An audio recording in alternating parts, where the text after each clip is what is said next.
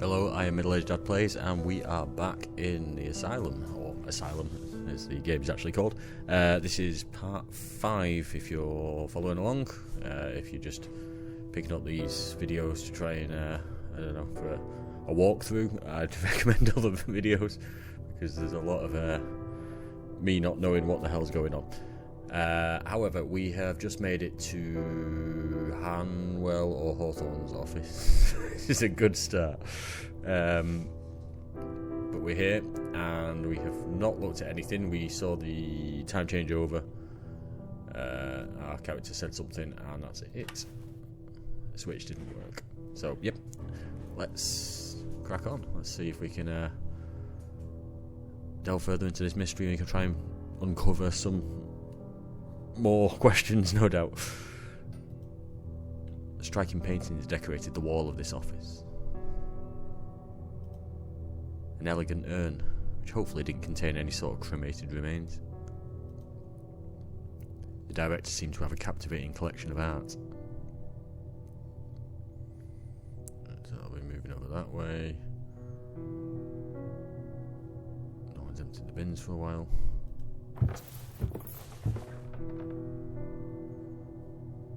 Walter Hanwell's office. Because everyone always has a picture of themselves. I don't know why. The elegant fireplace was a neat match for the style of the room.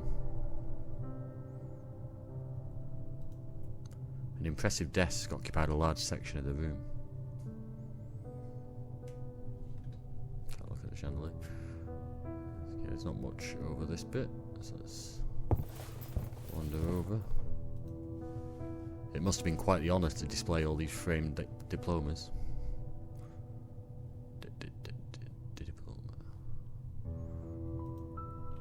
I couldn't make out what these jars were filled with, or why they were in this office in the first place. The human mind. That's the only thing we can do.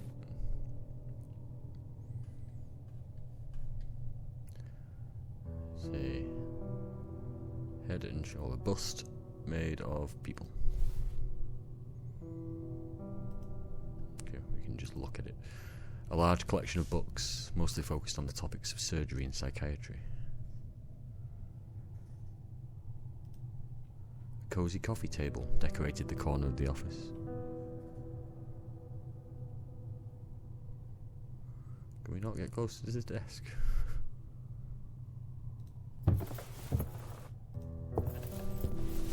Oh yeah.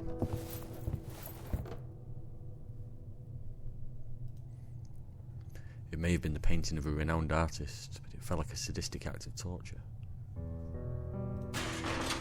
All these drawers were shut tight. Nothing here for me. Just to stop you from clicking on every single one, that's quite handy. Okay. The desk. And drawers. So do we check the drawers first? I think we do. The classic. Let's have a look in everything. A random old book covered in dust. I was about to say, surely we can pick one of these up. We can pick 2 of them up. Top one first? No, just the bottom one. Is it? No, both of them. Oh shit. My esteemed colleague, I received news of your... Okay, let's do this. My esteemed colleague, I received news of your current line of research. What a remarkable find. To think you chose to erect the building in that particular spot. Without a doubt, the Moray have guided your way. Moray? See if you can locate in your local library a copy of Skolix Vellum, an ancient manuscript by an anonymous author, which presents an alternate configuration of constellations, one deemed too profane by the would-be astronomers of his age. It's a fascinating read that you'll find of exceptional interest, and I believe it will also assist you in making sense out of your fortuitous discovery. Yours respectfully, A.M.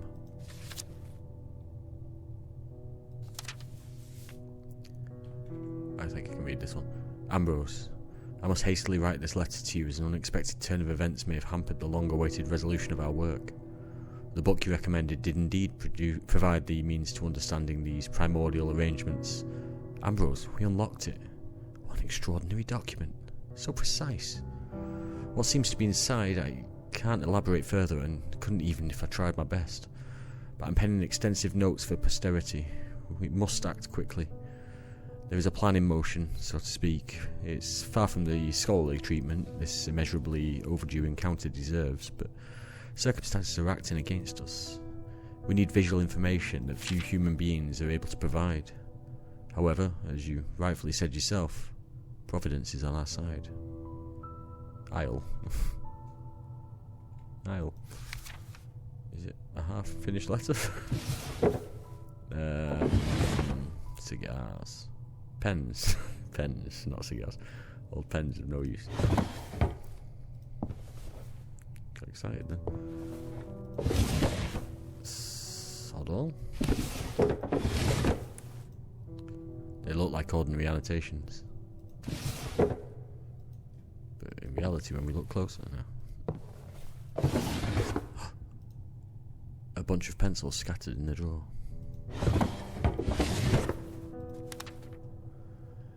Three, the vision of Walter Hanwell.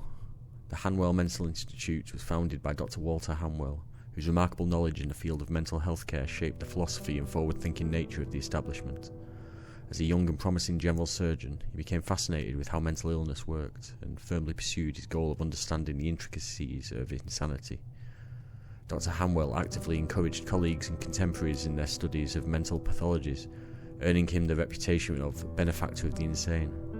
His strong legacy in the subjects of psychology and medicine permeates every room in the institute. Dr. Hanwell was also known for his open mind when it came to the application of experimental psychiatry, surgery, and more enigmatic forms of alternate medicine. One of Hanwell's greatest contributions to the field was the creation of the strab, an ingenious contraption for probing brain tumours, which is discussed later in this article. While this wondrous machine showed promise, it was developed too late for its time. He invented the strab just before the dawn of new technological era, in which the proliferation of the far less intrusive magnetic resonance imaging, MRI, used for the detection of brain tumours pushed it all too quickly into obsolescence. Walter Hanwell's approach to mental health care was not without its share of controversy, however. He was known for adopting a mindset strongly focused on achieving fast results, disregarding established ethical standards in the process. One example of this was his blithe attitude towards conducting experiments on live animals, a practice already rejected among his peers. An anecdote in the annals of Hanwell Mental Institute history describes a shipment of foul-smelling rats transported to the premise for this gruesome purpose. In later years, Dr. Hanwell's interest shifted towards more holistic, perhaps even spiritual methods for uncovering the secrets of the mind. We saw the rats, didn't we? They were in with the doctor. Maybe they're next then. Maybe he'll be able to tell us something. That's the same one. It seemed like a fine and expensive ink bottle. The director of the institute seemed to like handwriting. Don't they all? Okay. We prepared to delve deeper into the tunnel. Ellis had a few words with the security staff, playing the bad cop as usual and warning them about patients often going missing while I returned them to the cells. Afterwards, as things went quiet, we grabbed a lantern each and scouted out the regions beyond the crevice. The smell was nearly unbearable as we traversed the tunnels. I could recognise the handiwork of our motley crew in carving out the walls, but suddenly the shape, or rather texture of the tunnel began to change. It was still man-made, dare I say, but yet different, clearly the result of more crude tools. The rocks had developed a shiny, slippery surface massaged by the history of who knows how many countless centuries? Millennia? As we stepped forward, we noticed curious patterns on the stone walls, and also objects such as pots, effigies and other fragments scattered on the ground, which were covered by a layer of spongy moss. Somehow a whole ecosystem had survived within these underground prehistoric walls. Walls? I don't know why I said it like that. I pondered the deep secrets that could be concealed within the bowels of this towering cliff. When I grabbed one of the items on the floor, my eyes were dazzled by the craftsmanship unlike anything I've ever seen in my life, not even in specialised publications or museums. It felt strangely alien, with hints of human crafting, yet at the same time it was not quite human. When I showed a weird sculpture to Ellis, he seemed more excited than I expected and urged me to move forward. We resolved to move these fascinating objects to a location where we could properly research them. We both agreed that the third floor of the hospital, currently in disuse, would be a suitable spot. Needless to say, there was a mutual agreement to keep this find from the rest of the staff. The continued investigation of these newfound underground tunnels are far more important than the remodelling of the building. Ellis warned me about expenses and such, but I dismissed such mundane considerations. Words aren't enough to convey my excitement. My hands are shaking with adrenaline as I transcribe this account. What we found at the end of that tunnel is beyond our comprehension. An ultimate, glorious secret, right here beneath us. Ellis, impetuous as he is, motioned for us to go in, but I caught a glimpse of his presence, which was enough to paralyse my body and mind for what seemed like an eternity. Yet a fleeting moment must have passed as I grabbed Ellis's arm and ordered him to stop. We cannot go in. Our rational minds wouldn't be able to stand it. The same patients from Group E as before are the key to making progress. It's nothing short of a miracle that our financial woes prompted us to resort to using our own patients to conduct the work rather than a professional construction crew. The patients have no idea what we found, and even if they spoke out, who would believe them? Tunnels? Weird smells? Strange artifacts? An idea is forming in my head. I'm sure Ellis will agree. It turns out their fears are more useful than we thought. They helped us come closer to the entity. I've no other words to describe him now. No rational mind can withstand his sight. After all, what do we know about reality? It's all merely electric impulses traversing our neurons. But if an alien being operates beyond the limits of our comprehension, those impulses would fry our brains, unless our minds aren't operating correctly to begin with. They are able to visualize something we couldn't possibly process with our sane minds. The fear they experience when they enter that chamber is evidently unbearable according to their own testimonies. Even worse, the long-standing fears from their own past. Yet, something sticks in their damaged brain. We are unable to recover that information unless we somehow reproduce some emotional conditions as those that the patient had upon entering the chamber. So far we've been able to recover one piece of knowledge from each one by stimulating them to experience their past fears using various methods. If we put everything together, then maybe. An unexpected turn of events. All patients presented to the entity have developed an anomaly. Something physical has changed in them. As far as we can tell, they're all developing brain tumours. Why this is happening we can only guess, but the evidence is unquestionable. Is it that even their damaged minds can't withstand the glorious sight of the being underneath?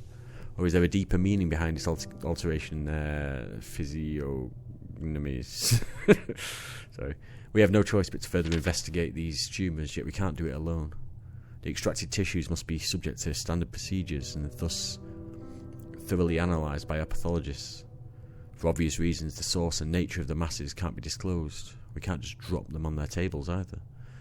As questions would be asked, it's a blessing as it is that the scrab is working properly and leaves no scar, but we can't push our luck. Ebersbaker is growing suspicious. We toyed around with the idea of firing her, but that might draw attention that we can't afford right now. Ellis had the brilliant idea of stimulating tumour growth in the same rodents already assigned to oncology.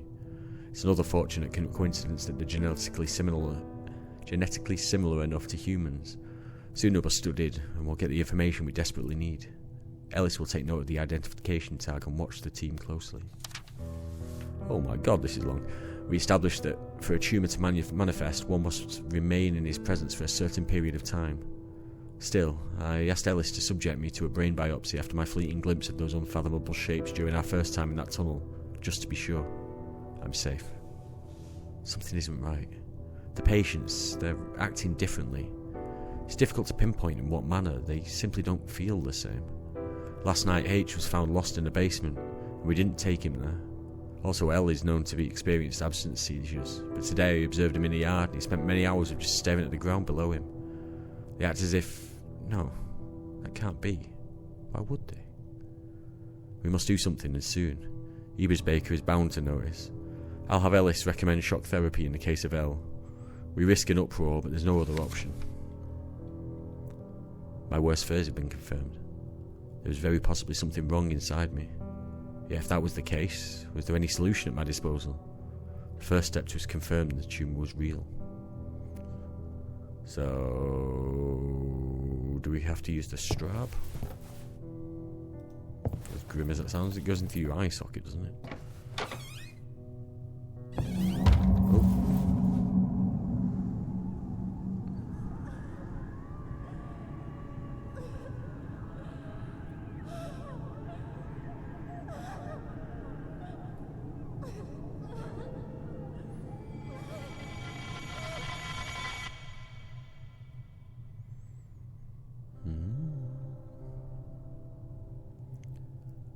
So where were the rats? So, not the morgue, the lab, obviously. So past the morgue. Have I gone too far? Yes. No. Lab. Oh, there's two entrances, isn't there? He's not here. Gonna play with his stuff, or oh no, because he stopped me from playing with the rats, looking at the rats. Dr. Miller was no longer working in the laboratory. Where did he gone? I've clicked that twice. Okay, so there is nothing else I can do there, but we can now play around with these guys. The sturdy structures of the cages seem to be made of copper. A sickening rodent, decayed a long time ago, was still inside this cage. So we can use something on that. Just not a key. No, this item wouldn't help me open the cage. Okay, we need to open the cage. Maybe we don't have anything to open the cage with. Could we not look in here before? I can't remember. Let's have a look. Did we pick something up out of here? It feels like we might have done. I don't know.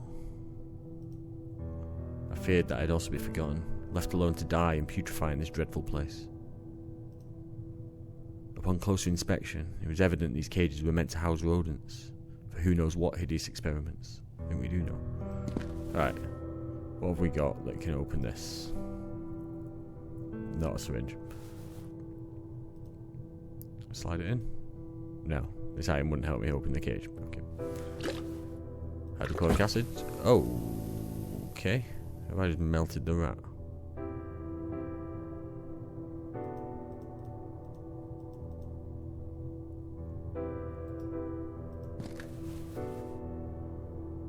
Do I own the rats? Receive item in basement. Items. Clean syringe, glass slide. It was an empty glass slide. The kind that was used for placing blood samples on it. Where was the microscope? We've opened this. Can we not do anything further? Have I just killed the rat and that's it? Or did we get the rat? Microscope.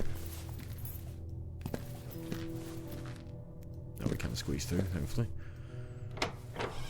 Was it in this floor, or was it... I don't think it's in the morgue, but I will check. No.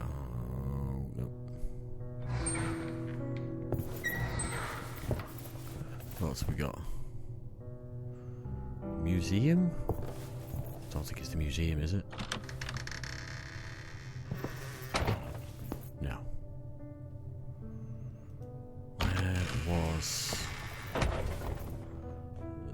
Where is the microfilm?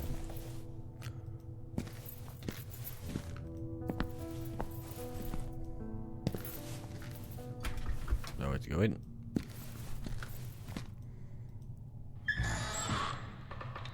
No, not the laundry room.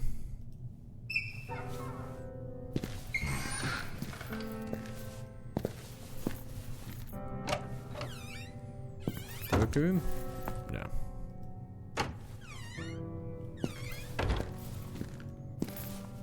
What was at the end? The other side of the therapy room. Okay.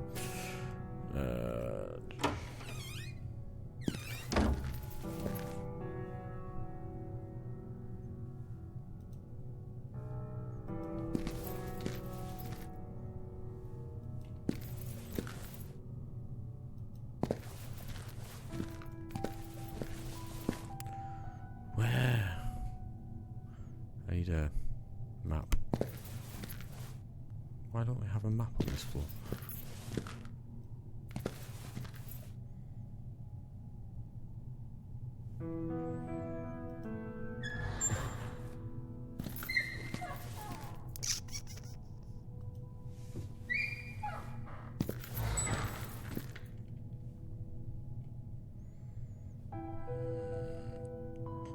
I was convinced it was upstairs.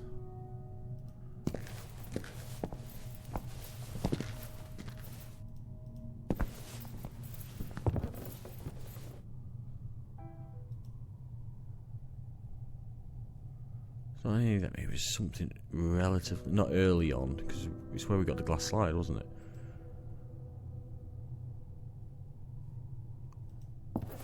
Was it in the museum? I'm just being stupid.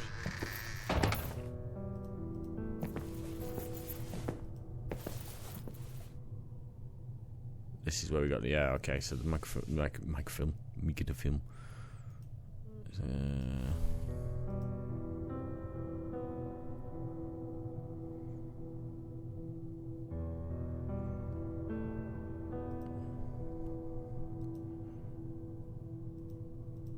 don't know any of these, do we?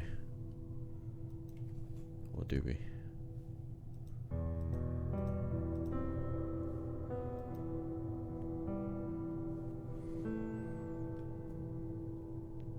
So are these...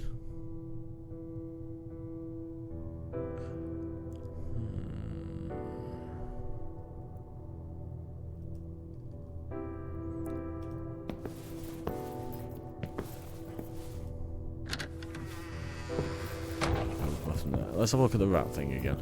There's got to be something around the rat thing, isn't there?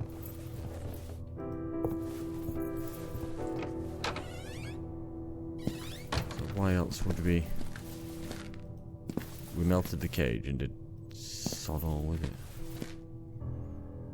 We can't look at any of the other drawers, just this one, which has...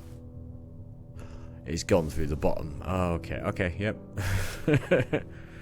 TPT 102. There seems to be a metal tag next to the rat with some kind of label on it. Next to the rat. There's no fucking rat left there, mate. TPT 102. So that was one of the things. There was a reason for melting the rat, and not just some sort of sick game. We've gone too far. No, museum.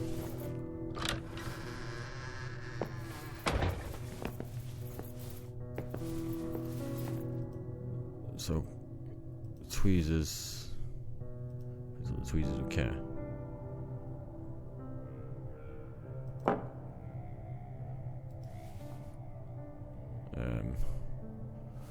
Where are my tweezers?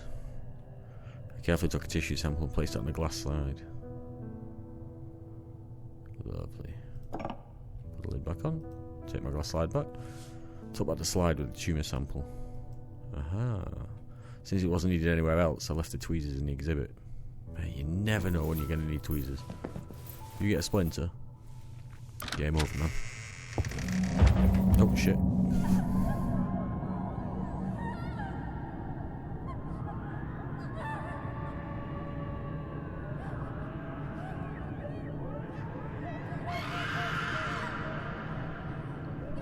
Uh-oh.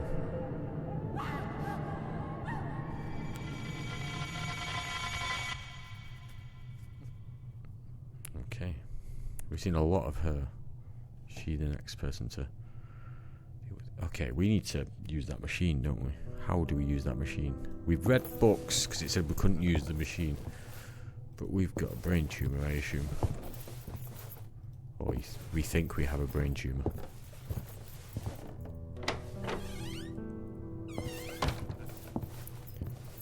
Yeah, it was the one on the left, wasn't it? I think. Operating room A. Yes. Yeah.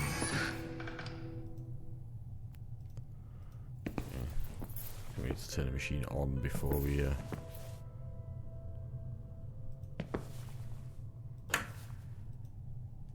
There was no way I could operate this frightening device without further information on it. Haven't we read a load of stuff about it already?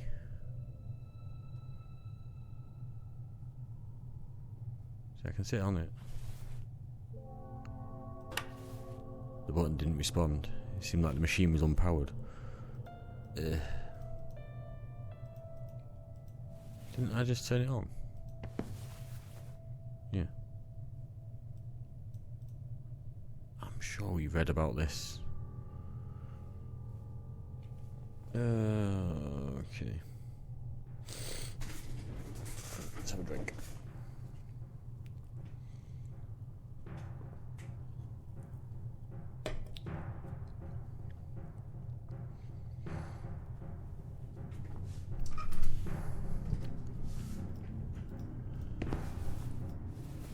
Oh yeah, let's have a look. Retrieve item in basement. Much as I hated the idea of another trip to the nethermost regions of this decaying building was necessary to find the item stolen from the city. Oh right, yeah, it was the what they called the artifact, wasn't it? Remember my past, investigate about the tumour. The sadist doctors had detected a tumour inside the brains of patients. Presumably all that were part of Group E. I needed to fetch information about the striking development in my search. A strange machine on the second floor. An anonymous contraption was the main feature of a surgery room upstairs. Something about it seemed wicked, not meant to be, or not meant to be used by human beings. Brain tumour? The idea of having a strange tumour inside me with ineffable consequences gave me the chills. If that was the case, would it be possible to remove it? So we want to use it with this. We want to use it. Maybe something at the back. The machine seems in good condition and should work. We read everything here, surely. There's no sample in it. No, we don't need to put anything in it then. Okay. We definitely read about this. Oh, you can go to this. Sorry, I forgot about this bit. No, that's just because it's interviews, isn't it? Oh, no, don't quit.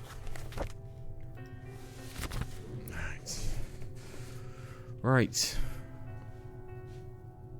We need to find more information on how to use this thing. People. Surely no one can actually tell me. Oh, there's the bloody thing. I knew where you were. Right. One of these. I'm sure I've read everything as well. As much as you want to. That's where we got the hydrochloric acid, was it? I think. Nice. Picture of some Greek god. Test tubes. What's that? No, okay. Who would have instructions on how to use the strap? Would it be in the... Did I miss something in Hawthorne's lab? Hawthorne? Hanwell?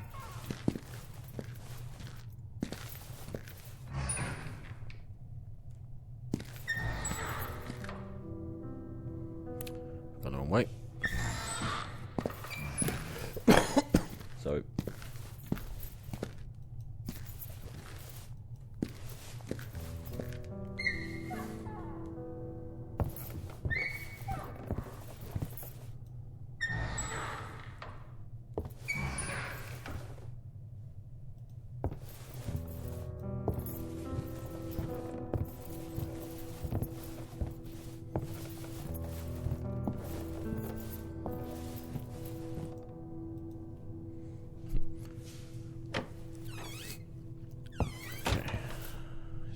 else in here that can give us a clue on how to use that machine.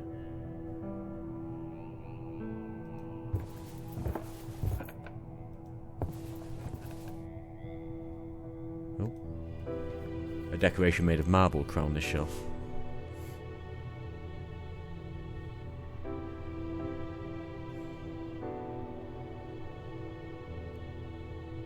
So it appears to be no.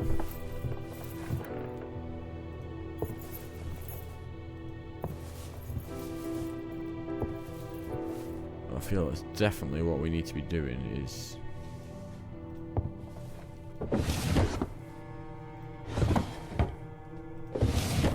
We read that. Did you read the thing underneath here? Okay. Just don't accidentally read the one on the table. It takes us 3 hours. Nope.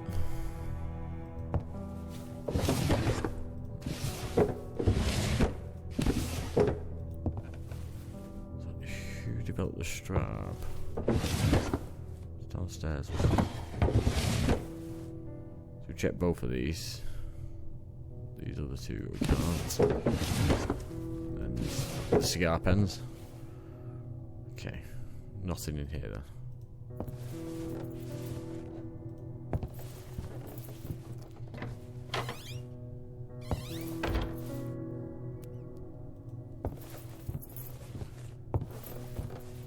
So he would have been the perfect guy, Miller, to tell me about it. It's therefore something in the lab. He didn't create it, did he?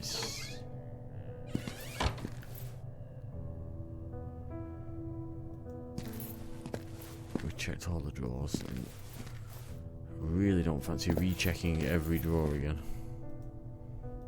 Yeah. But we will check these just quickly. So I can't remember if we could check these while he was stood directly in front of us. I think we did, because I feel, yeah, I remember those.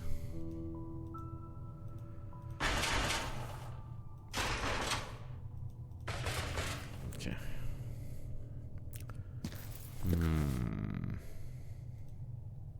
Some strange lab equipment. No look. Oh. These old drawers seem stuck. Never mind. Okay. How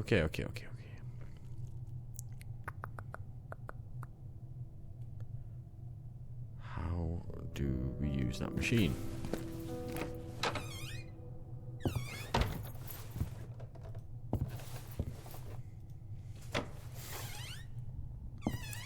This is exactly why I said don't follow me for a walkthrough. Psychiatry, rehabilitation, neither of them should. Is there anything in operating room B about it? I know there isn't one in here, but is there information about it or? Let's see, read that already.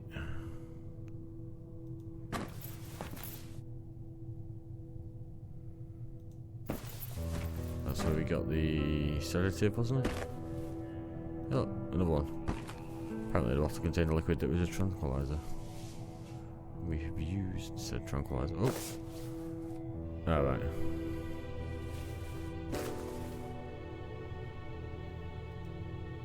Destroyed.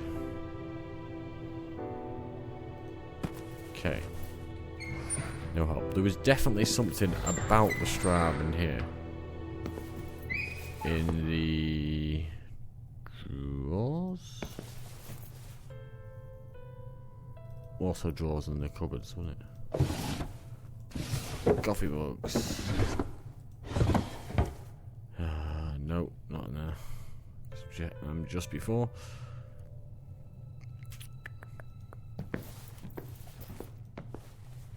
How to use it? Let me use it. Something I've not clicked on, and I feel like I've clicked on everything.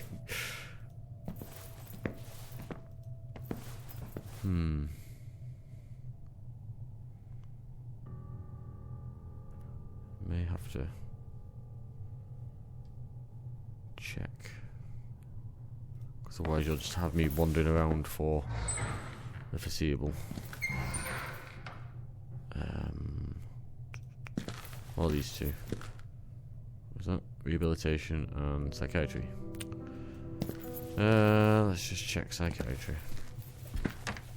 Let's not check psychiatry, let's check rehabilitation. Which I feel is nothing to do with this room. Because why would you leave it out here? It's just more. Yeah.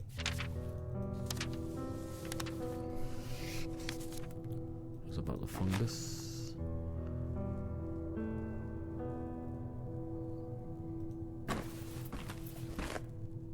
Oh wait. Oh no, we edited that.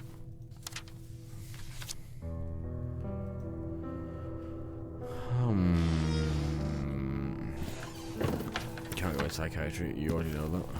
What are the ones down here? Something and hydrotherapy.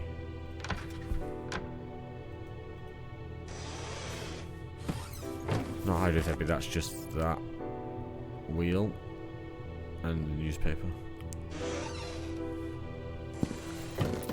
Okay.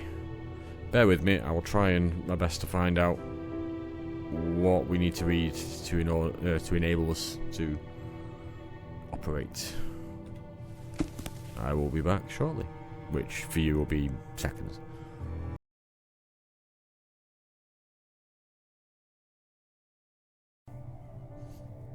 Okay, panic over. Well, whatever panic there was. The library. I should have known the library. There is a book on how to use the machine. So we're going to now go to the library, and I thought I'd gone through everything in the library, but I must have missed the book. Either that, or the book only becomes available once you've found the machine, because I think we went to the library first, didn't we? Before we went upstairs. Further down that hallway, because Lenny was in the way.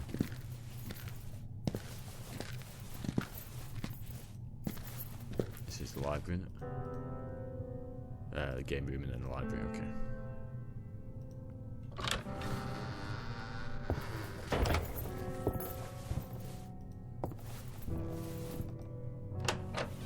Wouldn't normally jump forward and cheat, but sometimes you just need to know what you're doing. Okay, history, physiology, pharmacology, physiology, surely? We've read that.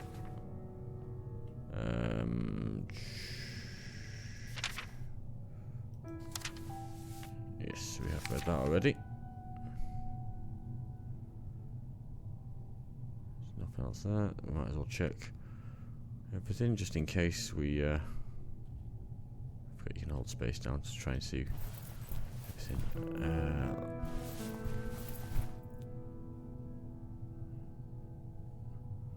Not going to be in pharmacology, is it? Miscellaneous? What are you? Another collection of books unrelated to my search. Great. Thanks for that.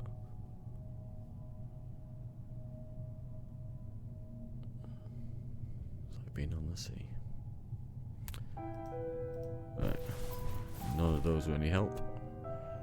Pathology? Psychiatry.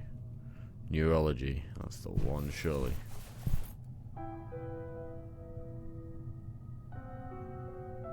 Study of brains. An old unpublished manual about some kind of biopsy machine. Fuck's sake. Okay. Stereotactic transorbital brain biopsy equipment. Draft of instructions. Warning, this equipment is still undergoing extensive tests. Any use of this machine on a living person must be supervised by a qualified professional. Great. The Strab is a novel device capable of extracting brain tissue sample without performing a craniotomy. It makes use of the empty space around the patient's orbital to reach areas of the brain without damaging the eye or causing long-term facial paralysis. Depending on the cranial structure of the patient, the coordinates of the transorbital device may need to be reconfigured in order to determine the correct angle for the procedure. The subject's height is not factored into the coordinates calculation, since the head should always be fixed in the proper position. Ensure that the subject's body lies comfortably on the bed, which can be extended for this purpose. Coordinates are calculated according to body mass, gender and age. For example, an adult male weighing around 80 kilograms may need an angle between 180 and 190 degrees. The margin of error is calculated by the machine and compensated for using a state-of-the-art sensing component to aim for the correct entry point in the patient's left orbital. The needle may retract and move forward a number of times during this process, which is normal. Note, the device always aims for the left orbital by default. While recalibrating for the right orbital is possible, this makes no practical difference for the procedure. Before starting the procedure, be sure that there is a professional validating the data provided by the control panel and an assistant positioned close to the patient in case of a reflex action during the procedure that could lead to irreversible damage to the patient's eye. Properly securing the harness should minimise this possibility. For a successful procedure, follow the steps below. Turn on the equipment using the control panel. Yep. Rotate the principal knob to the appropriate unit that corresponds to the patient's cranial dimensions. This will set the target coordinates. 3. The person assisting the professional should evaluate whether everything is in the correct position, particularly the harness. It's recommended to also check the position of the extractor needle and the bed. 4. The supervising professional at the control panel may pick up the wired activator and press the button to set the procedure in motion. 5. Wait until the extractor needle finalises the procedure and is fully removed from the patient's orbital.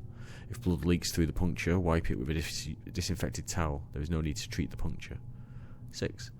Once the machine completes the procedure, the fluid containing the sample will be located in a sterilised receptacle behind the extractor component. It can then be taken in with the standard syringe, but be sure to properly sterilise the syringe so not to contaminate the sample. I just, midway through reading that, thought, shit, have I started recording?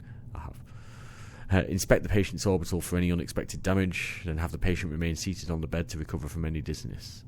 The brain sample is ready to be examined under a microscope by a qualified pathologist. Or me. The procedure is expected to last 5 to 10 seconds depending on the lobe from which the sample will be extracted.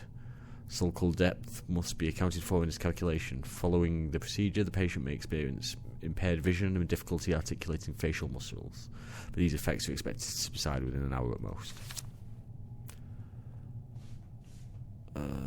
Okay. Do I need to know all these? Biopsy of unidentified brain tumour, rat cerebellum tissue. Okay, back we go. Okay, we should now be able to use the machine properly and venture on. Basically, poke ourselves in the brain a bit. As grim as that sounds.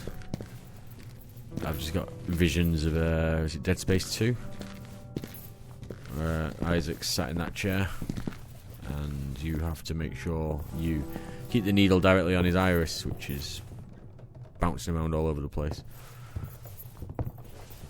Was it the lab?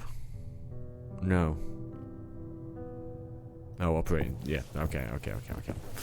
Okay. It's a long way.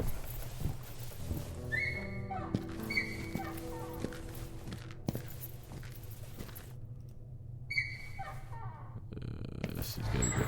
One of the things I'm not good with, not necessarily watching, but the idea of things going near my eyes.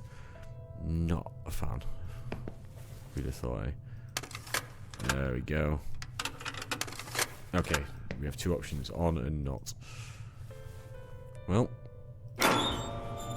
here goes everything. Left eye, left eye, left eye.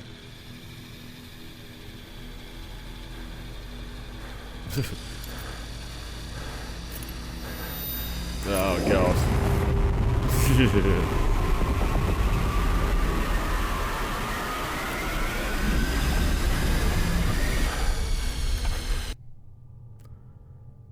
I'm alive.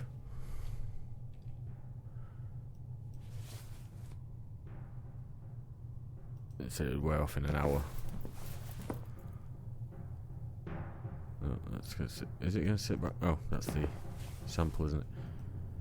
After the biopsy, the compartment on the back of the machine was filled with plasma. My own. We have the syringe. The syringe was now holding a somewhat sticky fluid with a red tinge. I was repulsed to realise this had come from inside my head. Can I put the... Oh, I need to put the glass slide. Can we... Insert the glass slide in the microscope. And then we need to, with much care, replace the drop of the sample on the slide. There we go. Let's have a look, see.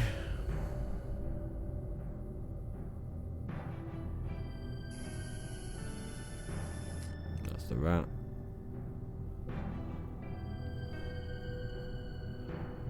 Moving over to me. It's the same. I have a tumor in my brain.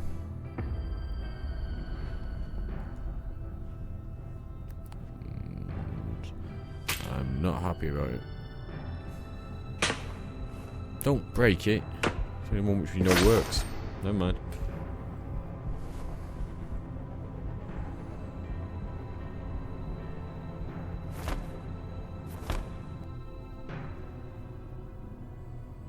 I couldn't believe it.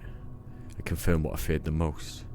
Nested deep inside my brain was an unexplainable tumour, the source of my visions and possibly the end of my sanity.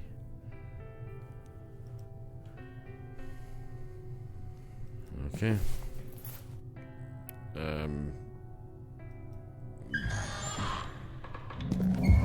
Okay.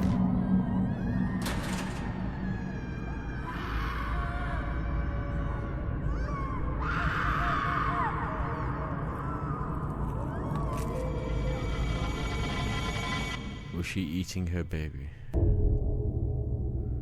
3 a.m. Probably a bit too early to call it, so let's carry on. Oh, I spent 7 hours in the asylum. Okay, so I have a tumour.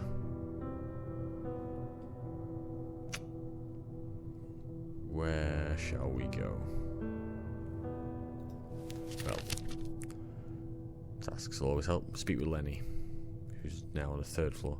Lenny was the only person in the vicinity that I could call a friend. He was bound to know more about the strange affliction and its effects. I had to find him. So he was definitely go. Oh my god, the wrong way again. No, it's the right way.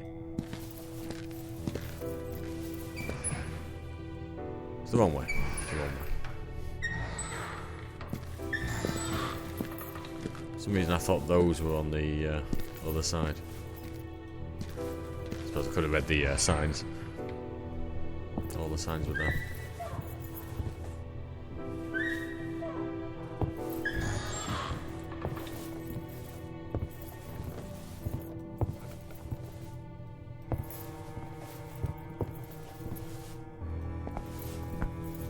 Definitely said 3rd floor, didn't it? 3 a.m. 3rd floor theatre. And then he's done for the day. Night. Has he moved his things out of the way? Yes.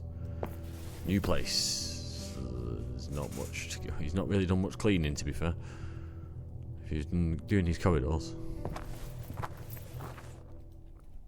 Boarded and claustrophobic.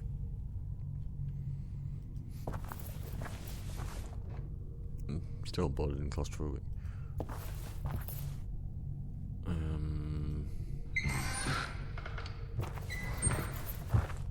There he is. The theatre must have been charming in its old days. Now, it was pitiful and dirty. Oh, he's enjoying the non-existent show. Lenny. The once classy chandelier was now a sorry feature of the theatre. Let's go right up to him. Double check.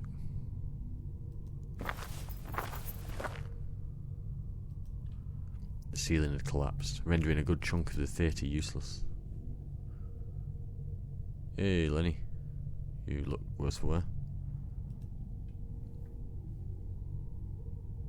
Lenny, what are you doing here? I'm watching the show. Show? What? Oh. Why don't you sit with me and we can watch it together? It's very entertaining. Lenny, please, you must listen to me. I have the tumor. I think you have it too, and Bertrand. We all do. Everyone in Group E. I don't want to talk about that now. But Lenny... Maybe it's good if we don't remember. If I was in pain, I wouldn't want to remember. I'd prefer to be happy, like I am now. My visions are getting worse. You will have them too. Why are you doing this? Because I need to know, Leonard. I can't afford to lose my mind again. I want to remain in control. Oh. Oh, this next part is fun.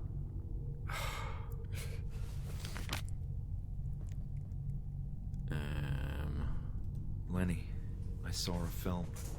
A horrible film. They locked someone in the basement. I don't want to hear about that, please. Just listen. In the film, there was an item that fell through a grate, and it seemed to be something of huge importance to the doctors. You know, the doctors that did this to us, Lenny. It happened in the boiler room. Yes, the fire. I remember. It was so hot. What's below the boiler room? The sewers. What can you tell me about this third floor? The doctors used to come here often. For what purpose? I don't know. But I think there's a secret here. Time to see what they were hiding then. Doesn't look like we can ask him about anything else. Anything new. See you around, Lenny. Cheers, Lenny. You told us not much, but I think we need to go to the basement and explore the third floor. Just looking over there. That's going down that way. Okay.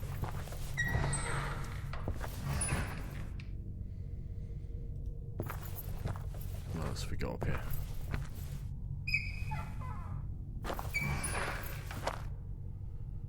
More rooms.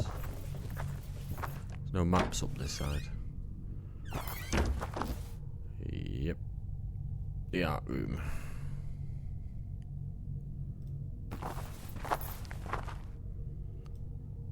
I kept thinking to myself that art could be anything, provided it depicted a sincere human emotion without any commercial interest.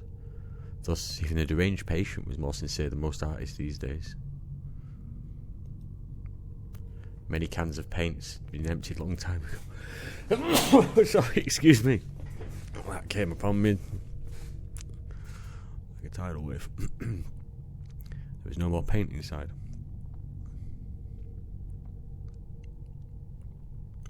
Lauren S. Wood. Zachary Blakely. Sorry, I'm trying to get my breath back after that sneeze. Alan Take Apart.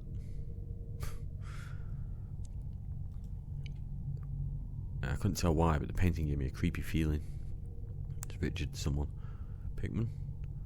William J. Allard III. Rodrigo M. Narciso. Are these going to be backers? The walled up windows give the room a claustrophobic feel. Joachim. I could not make out what it was exactly. An eye? Yep.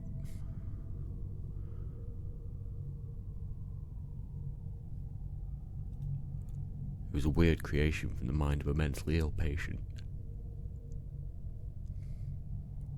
I really wonder if this was all, you know, like artwork that backers had sent in, and then they just used them as a kind of joke, possibly. I don't know, there didn't seem to be much I could do in there.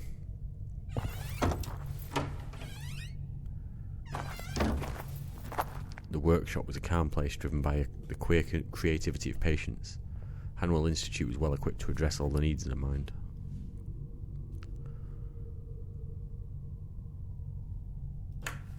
Lights didn't work here. Lights don't work anywhere.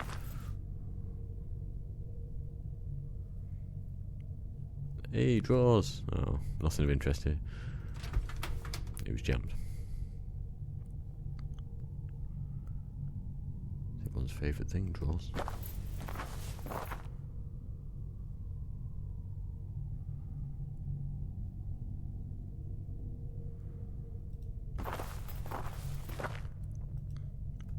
I could see the movement of bugs crawling inside the furniture.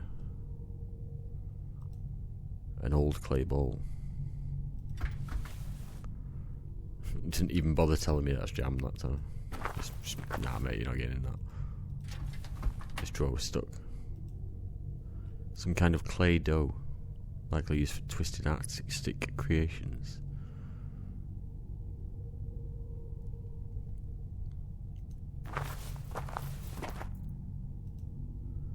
Gwen Benjamin.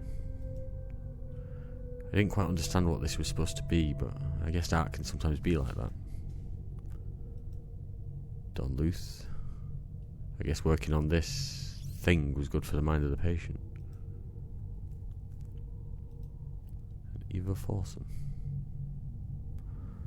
Is that going to be... You know, like names there, names in the art department. Yep, this way. Attention Julia and all personnel. The high-risk patient has escaped again. He is very violent, more than usual. I believe he's rushing toward the 3rd floor. Proceed with extreme caution. Excellent. Do we just go back? We can't go back. We're stuck. What did it say in our journal?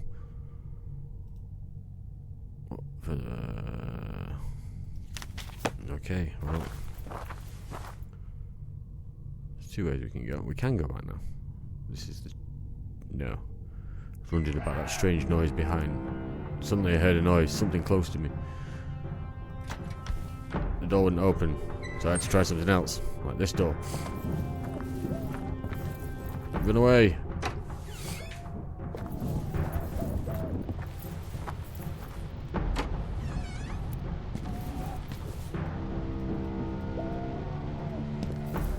We're screwed.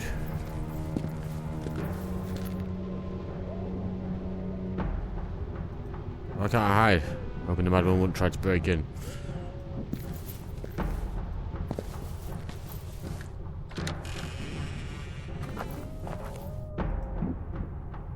Door was open, but it seemed like I thought about running away, but the corridor was long and the madman was too fast. I risked getting caught. Do I have to just keep running around in circles? Not sure what was behind this passage. It could have been a dead end.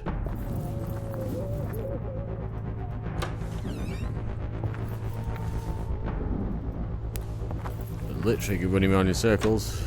There's got to be something I can find.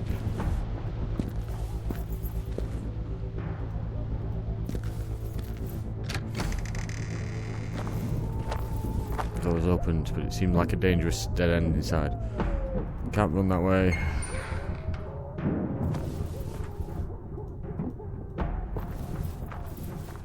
No, it seems to be a dead end. As opposed to running around in circles. What am I supposed to do?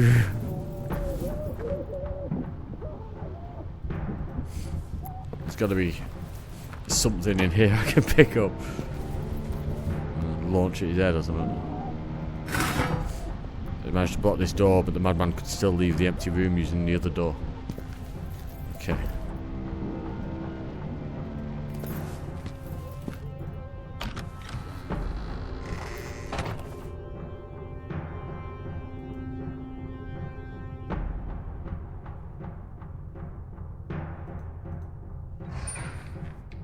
So I need to be able to block this door now, don't I?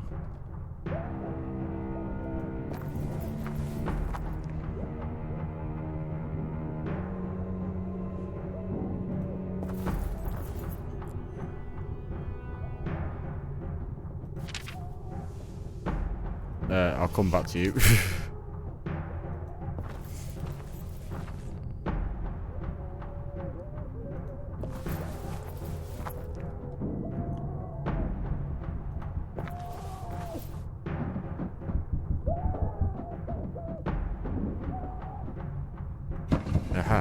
we go. Oh wow, 4 AM. Hey. Without the madman chasing me, I readied myself to explore the rest of the topmost floor. Hey. Okay, let's have a read of this.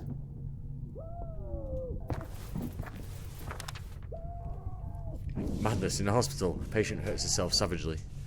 Following troubling rumours of patients being mistreated in already alarming hospital conditions, the overcrowded Hanwell Mental Institute, once a beacon of international respectability, has succumbed to its worst episode yet. Readers are advised to proceed with caution, as the following paragraphs present potentially disturbing descriptions.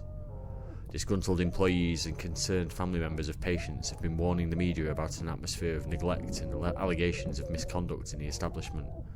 So the brutal incident that transpired yesterday evening should not come as a surprise. A pregnant patient with severe mental disorders descended into a manic state and performed a sanguinary abortion on herself.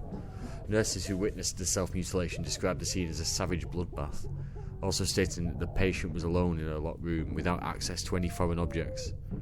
A nurse discovered the vile act thanks to a pool of blood spreading under the door. When pressed, she refused to reveal any further details about the gory scene inside the room.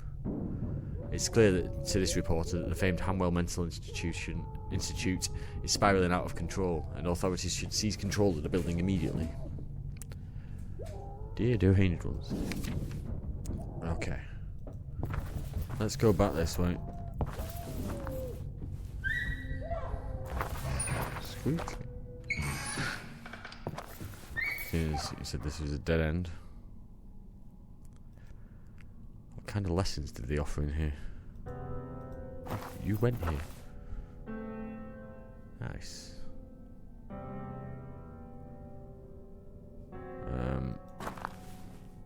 Daniel Schick and Cedar Guaynor. I've butchered your name.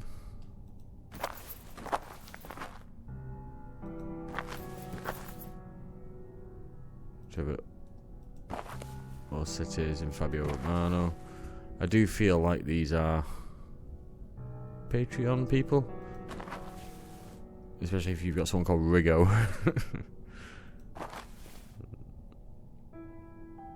It's not really a no, this door wouldn't open. It's a door.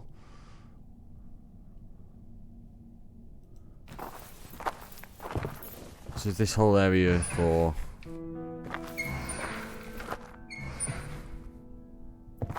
just that, you know, like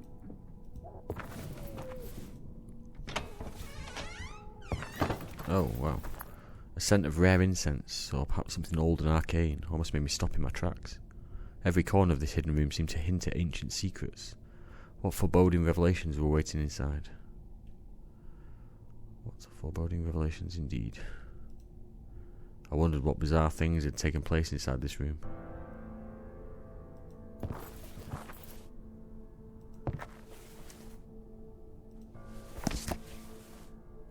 Is that what he drew on the floor? No, I wasn't mentally prepared to delve into this sinister tome.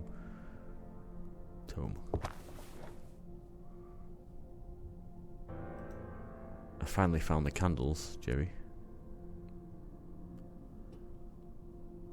Oh. What was the purpose of this? What were they trying to accomplish? Isn't that what Bertrand was drawing? Even the chair was weird. The tools are rusted and useless. Drawers. Bones. What was the meaning of all those bones? A dirty and sticky old newspaper. I imagine, or hope, the bones were from animals. They seemed like the kind of relics one would find in an archaeological excavation.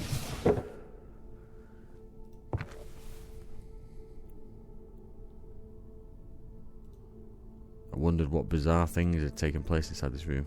Again. Blair Witch Project. I wondered what bizarre... Stop reading the same thing over and over again. We have to walk away to walk back. We'd already looked at the desk, hadn't we? Okay, some weird shrine. It was an odd looking structure, Perhaps an altar of sorts, but from where? I found the candles, Jerry. Occult arts, they seem to be an obsession.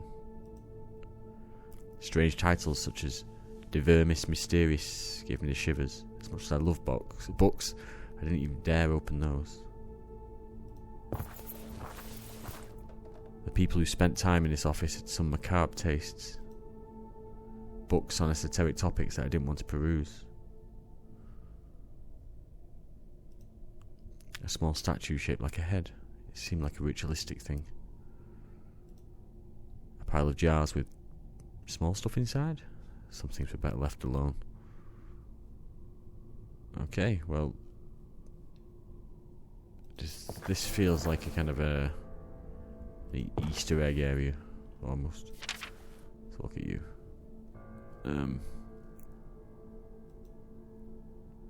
Potentially, or maybe not, because that's what they dropped on the floor, isn't it?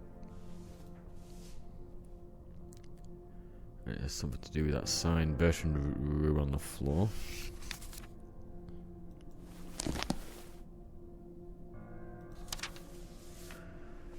I feel nearly drunk at the prospect of harnessing all that power. We can't stop until his mysteries have been fully unravelled. I'm ready to exhaust all my resources, sacrifice anything and anyone until our goals are met. This is greater than mankind itself, even greater than me. This is the right symbol, I know it. The next step is to translate the logograms, which won't be an easy task, considering the poor state of the stone slabs. So many millennia, epochs of abandonment. But how? This finding predates any recorded history of scientific research. There's no written account of the servants anywhere else. I'm not even sure that's the proper translation. We are completely on our own. It's imperative that we focus on the task at hand and make no compromises if we're to succeed. We may well be the first civilized and sane human beings to ever gaze into the innards of this mountain. If what I suspect is true, what awaits inside grants the means to ultimate enlightenment, the permanence of actuality at our disposal. Servants is far from an accurate word, but there's no better way to describe them with the meagre information we found. Contrary to other ancient tribes, chief among them the so-called Dalmar, who had at least had a sense of purpose in keeping a vicious god at bay, the servants sought to commune with a benign, malignant entity. I wouldn't call this a goal per se, but rather a way to exist. The servants sensed, as much as their primitive nature permitted, the formidable but alluring power of the entity. To achieve this communion, the earliest beings would make use of psychoactive substances, or entheogens, as they're referred to in recent times, to reach a state of genesi, the true meaning of an existence. Consider the implications of this fact. Sentient beings that existed long before any hint of our recorded history, or even any form of religion, had already embarked on the greatest quest of all, entheos, the divine within, and it could be right here beneath us. Examples of entheogens include ayahuasca, peyote, and psilocybin. It seems, as far as I can surmise, that the servants required some sort of mind shield to face the obtuse presence of the entity. This corroborates with my other findings that I can't yet synthesize the prehistoric entheogens exploited by the servants. We lack that information. However, if shielding your mind is key, then perhaps. The best word I've found to describe the entity is phallote.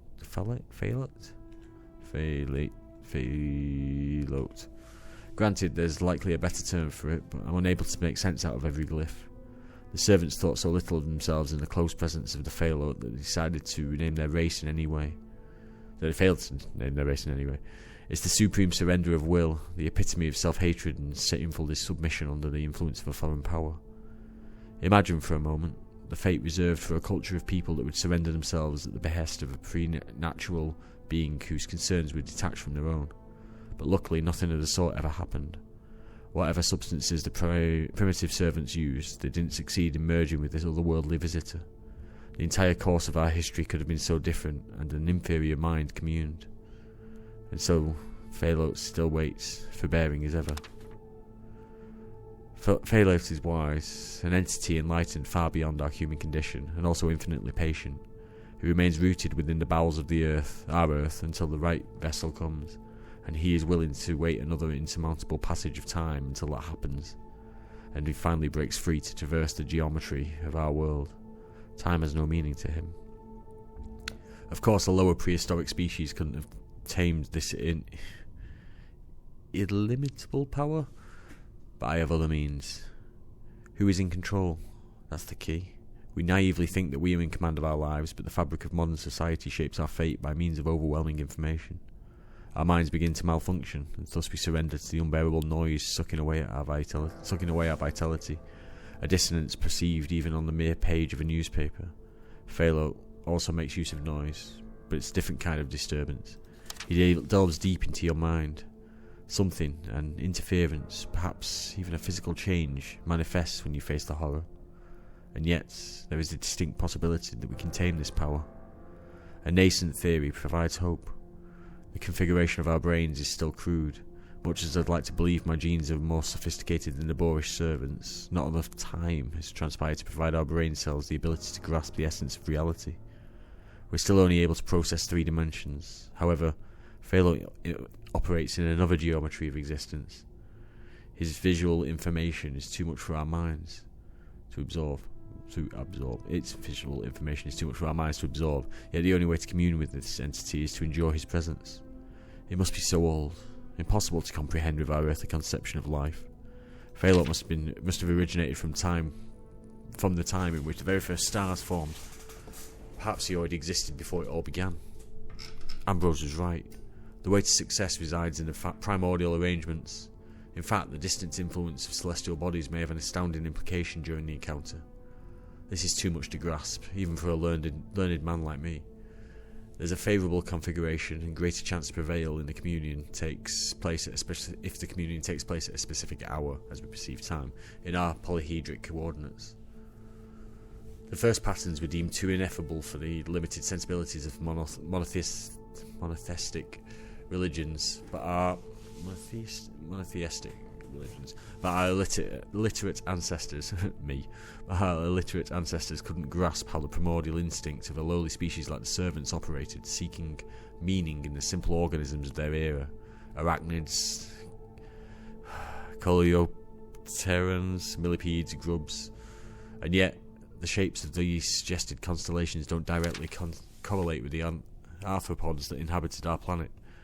They are grotesque caricatures of otherwise familiar outlines, as if some vital feature of their true physical forms couldn't be conveyed on the flat surface of these slabs. Regrettably, we don't have enough time to construct an astrolabe, and so we have to operate with the spare details we have available. I'm in shock.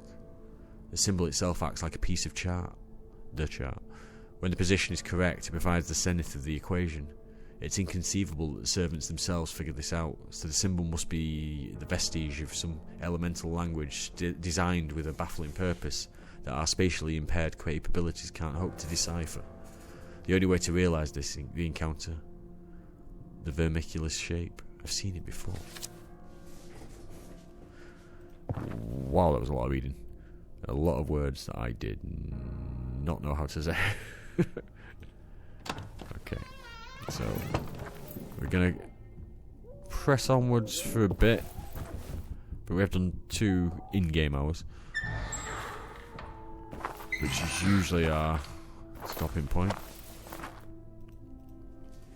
An unremarkable box that had nothing inside. The buckets were dirty and empty. Uninteresting shelves. It seemed this section had once been used as a sort of storage area. Just realised with the running away from that guy before, the high-risk patient, it's a point-and-click adventure game. I don't know if it was timed or not. I just panicked and kept going as fast as possible. Okay, we are here. Let's have a look. Theatre, Passage B, Workshop, Art Room, Lecture Room, Chapel, Office, Deposit, Empty Room. It's not empty now. So, there's the female hospital as you come out. I didn't see that. But we never go in the female hospital, apparently. Hallway 3B, greenhouse to rooftop. Hallway 3A, and that will lead to the male hospital. So that's the way to the female hospital. As per usual, we can't get that way. But this way is open up enough. I was able to see the whole length of the once beautiful yard from this window.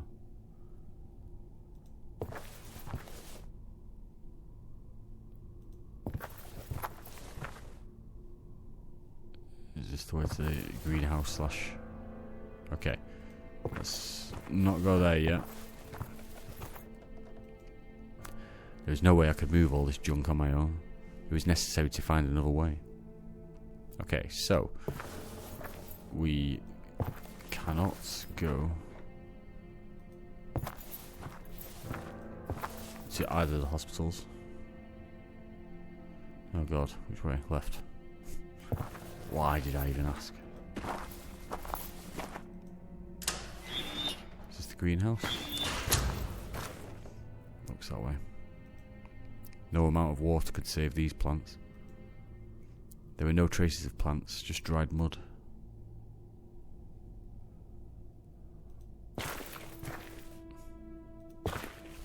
Hey, you're alive. A peculiar flower.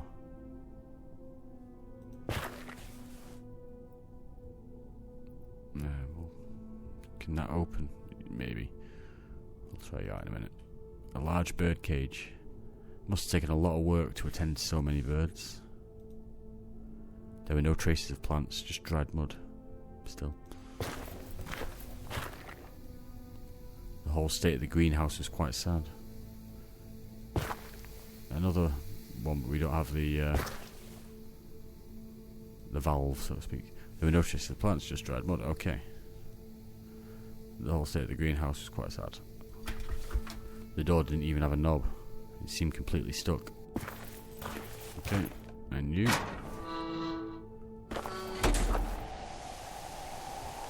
This is nice. The perpetual forest made me feel even more isolated in this place. Imposing mountains encircled the forest surrounding the institute.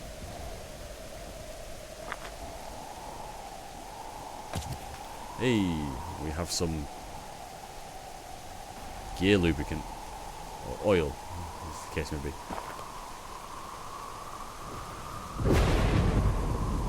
Alright. Wood planks, they were everywhere on this floor.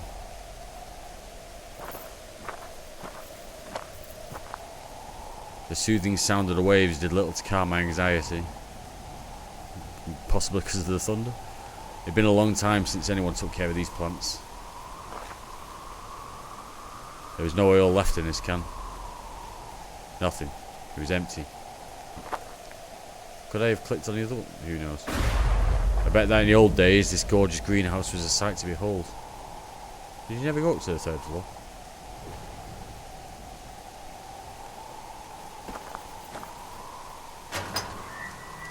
Get myself back in. Oh, I actually wanted to check the other barrels. Yeah.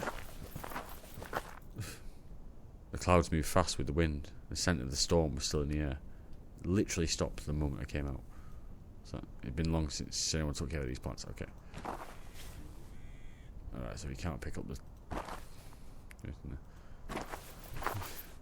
can't believe I controlled the weather. Okay, so there was another way to go, and we will give it a go.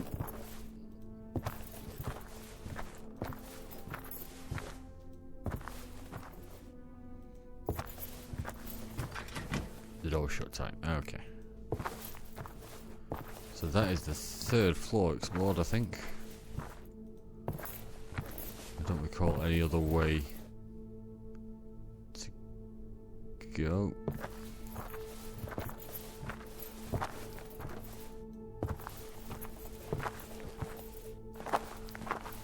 So we need to get in the sewer, don't we? So we'll head down towards it. And while we head down towards it, I will hopefully not get ambushed by the high-risk patient again. But I will say, thank you very much for watching. If you have watched, if you're following this, if you're enjoying this, if you've seen one of the videos and just thought, hey, this game actually is right up my street, I'm going to play it, and kudos for doing that as well. It is a very interesting game so far. There's a lot going on, and we've made it to the basement. Yeah, so I've been enjoying this. I always enjoy a nice adventure game. We can't do anything with that, sorry. And I am struggling to think of what to say. Does this work? It does. Lock click with a somewhat pleasant sound as I turn the key, which echoed throughout the corridors and the gloomy area downstairs. This is me wrapping up and I'm carrying on. But I am just going to open that, and now we're in the sewers. A fetid smell made me lose my balance as I prowled into the sewers. For a moment I thought about running away and leaving this godforsaken place behind me. Okay, we've come down there, so let's save here. So this will be the end of the video. I will stop clicking on things and advancing further. So, thank you very much for watching. If you have been, like I say, if you've been following the series, if you've been following any of the other videos or subscribed to me over time, that was excellent. Thank you very much. It's far beyond what I expected when I started doing this. I basically did this as a way to just play some games I wouldn't normally play. Oh, well, I would normally play, but this motivated me to play them more often, as opposed to just playing the same old games over and over again. Like thousands of hours in things like The Band of Isaac and Slay the Spire and Football Manager.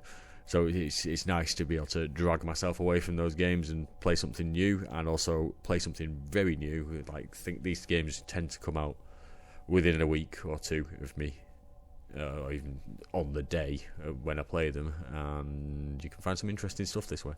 Anyway, babbling for a change. Thank you very much for watching. Please like, share, comment, subscribe, tell your friends, all that jazz. And I will see you in the next one for part 6. I think, I hope, maybe. Alright, cool. See you in a bit.